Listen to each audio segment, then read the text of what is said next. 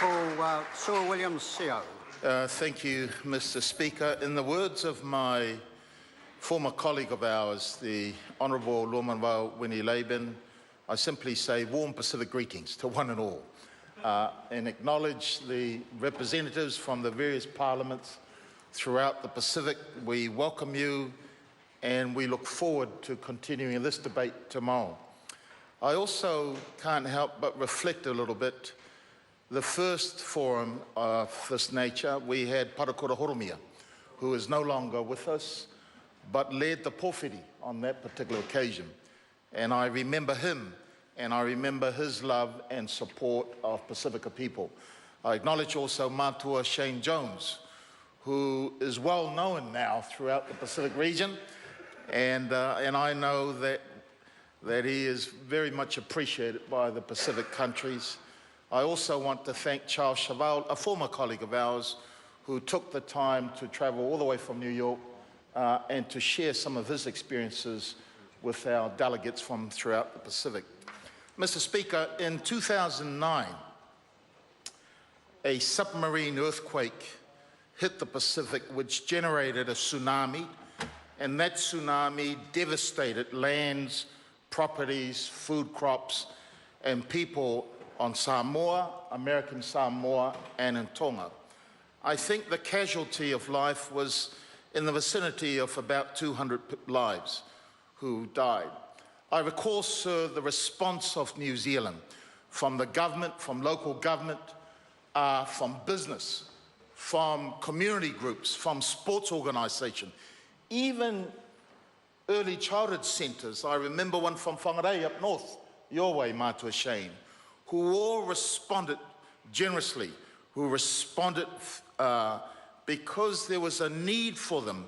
And I think that way that the New Zealand community responded towards that tsunami and the devastation it left behind in the Pacific was best described when His Highness Tupua Tamasese Tamaefi said, "He or she who comes to my aid in times of crisis is kin, is family."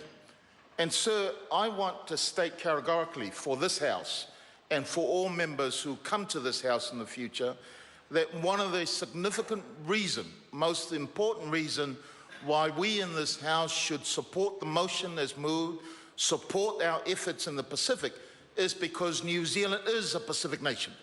It is squarely accepted by all in the Pacific region as family, as kin.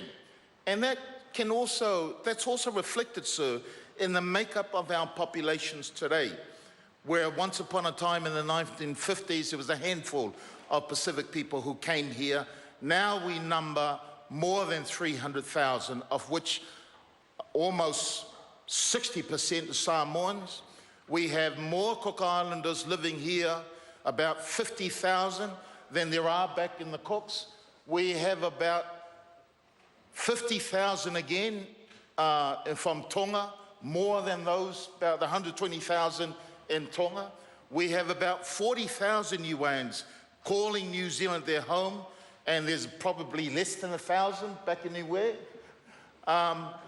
New Zealand has become the home of the Pacific, new Pacific generation. They're not going to go anywhere. They are born here. They are married here.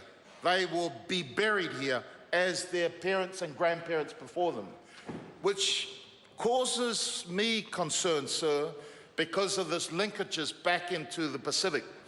Because as I preside over my extended family who live in New Zealand, Australia, and America, the issues of concern that I, as the father figure for our family, as the head of our family, is how do we reside in New Zealand, achieve our dreams and aspiration to be successful in this country and still maintain our languages, our traditional cultural values. How do we do that? And that is a challenge that we face here in Aotearoa, New Zealand. It is a challenge that I don't believe that we can find the answers alone. I believe that we've got to work together with the countries of this Pacific region in maintaining those things. I have said often to my family in Samoa, if you do not maintain these strong links with the young people that are born here in New Zealand, you will not be able to ensure that those links remain strong in the future. That will have an economic impact, not only on my family, but on many Pacific communities, because many countries in the Pacific, I'm aware, sir, depend on remittances, and New Zealand is a significant contributor of remittances back to the Pacific. So again, that is an issue that I'm hopeful our colleagues in the Pacific take in consideration when they are looking at their economic plans for the future. I say that, sir, because they are issues which concern me. Earlier this year, sir, I took the opportunity of travelling to Tuvalu and Kiribati with the support of my colleagues here, because I wanted to see firsthand the impact of climate change on both Tuvalu and Kiribati. I saw in Tuvalu how they are faced with rising seawater levels on a day-to-day basis. I saw how some families in some parts of the Funafuti struggled with putting up appropriate and credible seawalls. I saw how the government is dredging its lagoon with sand to try and reclaim some of that land in front of the government building.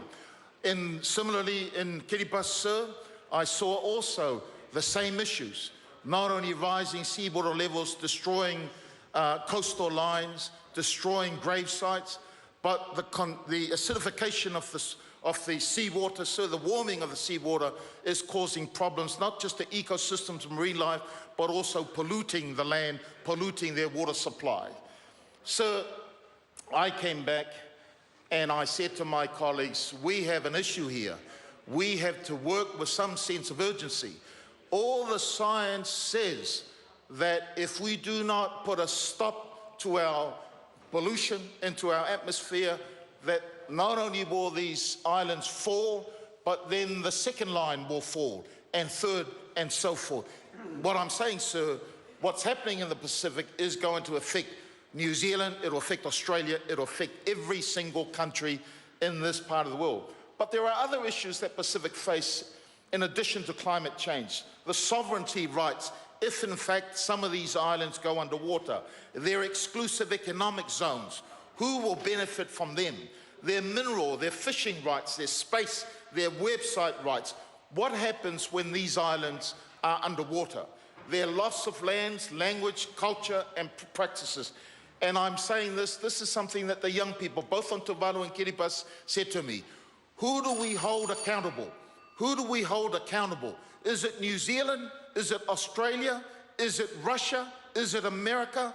Who do we hold accountable for the loss, harm, and damage that is affecting the Pacific?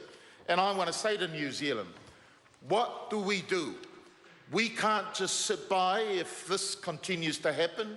What is our plan if an emergency does occur? What is the worst case scenario? How would we deal with it? Are we prepared?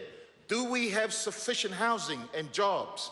Imagine having 12,000 Tuvaluans turning up on our doorstep. Imagine having 110,000 Kiribati turning up on our doorstep.